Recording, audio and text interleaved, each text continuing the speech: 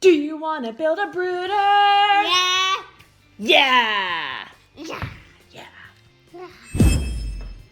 Setting up a brooder is simple, with a few essential items. We need to have an area for their feed to be stored. So we have this container here, and the chicks eat this chick starter crumble out of the bottom. And then we have our waterer. This is the base, and then this is where the water is contained. But what I do is I like to put rocks in the bottom. I have these glass rocks that I reuse over and over again, because when the chicks are very little, sometimes they tend to fall fast asleep, and they can fall asleep really quickly and end up drowning in their water. So this stops them from doing that. So I'm going to put this on top. Make sure it's all nice and tight. And when I flip it over, the water starts pouring out.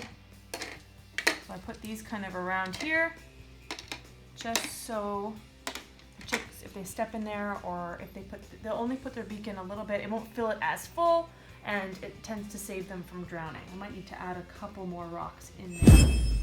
Chicks are very, very messy. For their first couple days in the brooder, I'm going to line the bottom of it with paper towel. This helps so that it's not too slippery for their little feet to walk on, or they can get something called splayed legs. And what that is, it's like a chick doing the splits. We don't want that. So I'll put the paper towels down for a little bit, and then we will switch to pine shavings in the brooder after a while, and it's a lot easier to maintain than it is the paper towels. But the paper towels lets me see that their bowel movements are healthy for the first couple days, and then I switch to the pine shavings as their lining for their bedding. Unfortunately, it does cause a lot of dust. This is probably the most important part of the brooder. This is what I use. It's called a brooder plate, and you can actually adjust the lengths of these legs. So what I like to do, I'm not sure if you can see it, is I like to make the back legs shorter and the front legs taller. That way it gives the chicks an option to crawl to the back to be super cozy and warm, and if they're too hot, they can come out a little bit more to the front, and they can get in and out easily. And then I can adjust the height as the chicks grow. Some people like to use a heat lamp instead, but I prefer the brooder plate for, something's just come off. I'll fix that later. I prefer the brooder plate just for safety reasons, because sometimes heat lamps can cause fire.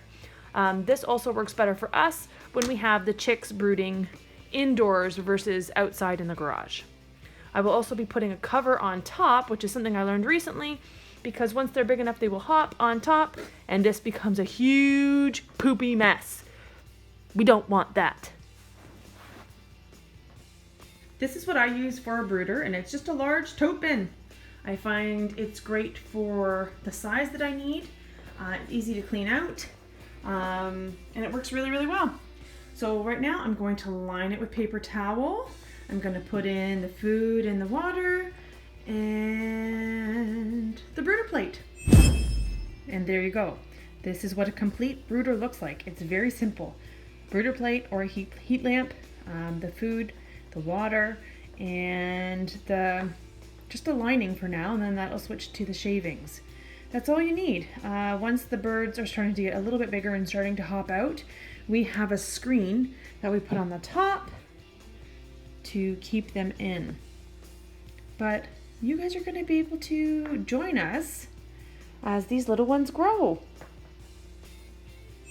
Now this is the worst part, waiting for all of them to finish hatching, because they look really, really crammed in there. But don't worry, this is exactly what they're gonna do when they're under the brooder plate anyway.